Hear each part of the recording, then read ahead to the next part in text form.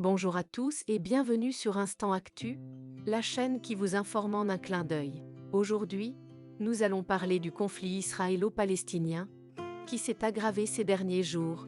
malgré les efforts de la communauté internationale pour rétablir le calme. Le conflit a éclaté le 10 février, après que le Hamas, le mouvement islamiste qui contrôle la bande de Gaza, a lancé des roquettes sur Jérusalem en réaction à des tensions autour de l'esplanade des mosquées, un lieu saint pour les musulmans et les juifs. Israël a riposté en menant des frappes aériennes sur des cibles du Hamas à Gaza, tuant plus de 200 Palestiniens,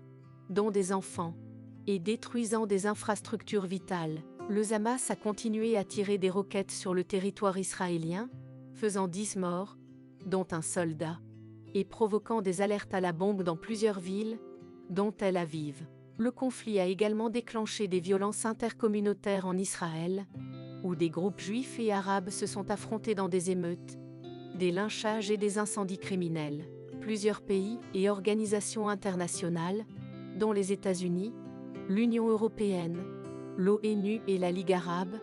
ont appelé à un cessez-le-feu immédiat et à une désescalade du conflit, mais sans succès pour l'instant. Le secrétaire général de l'ONU, Antonio Guterres, a qualifié la situation de totalement inacceptable et de folie, et a averti que le conflit risquait de dégénérer en une guerre à grande échelle avec des conséquences imprévisibles pour la région. Le Conseil de sécurité de l'ONU, l'organe chargé du maintien de la paix et de la sécurité internationale, a tenu une réunion d'urgence pour discuter de la situation, mais n'a pas réussi à adopter une déclaration commune appelant à un cessez-le-feu, en raison de l'opposition des États-Unis,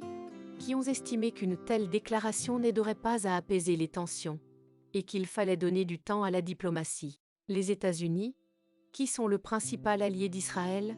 ont également bloqué 3 tentatives précédentes du Conseil de publier une déclaration sur le conflit, arguant qu'elles étaient déséquilibrées et ne reconnaissaient pas le droit d'Israël à se défendre contre les attaques du Hamas. Les autres membres du Conseil, notamment les pays arabes, européens et non alignés, ont exprimé leur frustration face à l'inaction du Conseil et ont réclamé une position plus ferme et plus unifiée de la part de l'ONU pour mettre fin au cycle de la violence et relancer le processus de paix. Face à cette impasse, le président français, Emmanuel Macron, a pris l'initiative de contacter le Premier ministre israélien, Benyamin Netanyahou, et le président palestinien, Mahmoud Abbas, pour les exhorter à mettre fin aux violences et à reprendre le dialogue. Il a également proposé de travailler avec l'Égypte et la Jordanie, 2 pays voisins et influents, pour faciliter une médiation. Le chef du Hamas à Gaza, Yahya Sinwar,